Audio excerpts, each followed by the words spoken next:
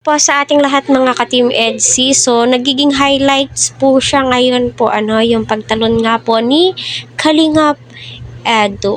So, pumapatak na po ito sa 902,000 views. Sana all. So, napakaraming million views na po ang EDSI. Naway, sa latest upload ni Kalingap Rab ay pumaldo, umabot ng million views at deserving po lahat, no? Deserve po nila lahat 'yan, no? Ayan, naway patuloy po natin suportahan si Kalingap Rab, Kuya Val at ang buong team Kalingap. So kahit anong pilit gawin ni Kalingap Edu, minsan ay napapailing na lamang po itong si Viancy, napapangiti na lamang po siya kasi nga akala niya lahat ng mga sinasabi ni Edu sa kanya ay puro bola lamang, content lamang. My God, babae po tayo, nararamdaman po natin kung totoo ang isang lalaki sa atin.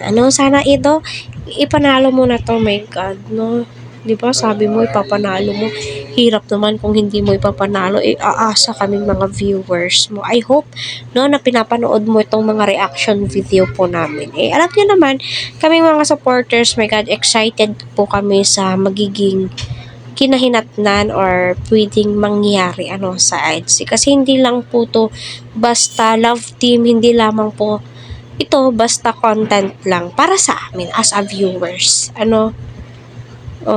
Umaasa kami sa salita ni Edu kasi minsan lang po nagsalita si Edu na ipapanalo na niya.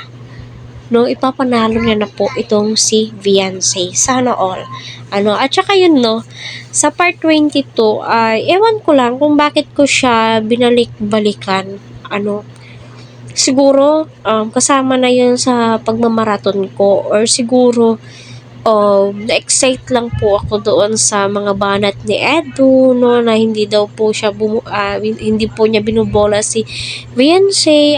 Tumalon nga po siya para sabihin na totoo siya, no, totoo yung mga sinasabi niya. Ito naman si Viancy, hindi pa rin po siya maniwala. Hindi po siya naniniwala kasi nga si Edu marunong po siyang lumangoy. Bahala ka dyan, di ba? Ikaw po, bahala ka dyan. Yes, tama ba ako? Tama ba yung sinabi ko? Ayan, no? So, panoorin po natin yung mga part 32 ni Kalingap Rab, di ba? Nakakakilig.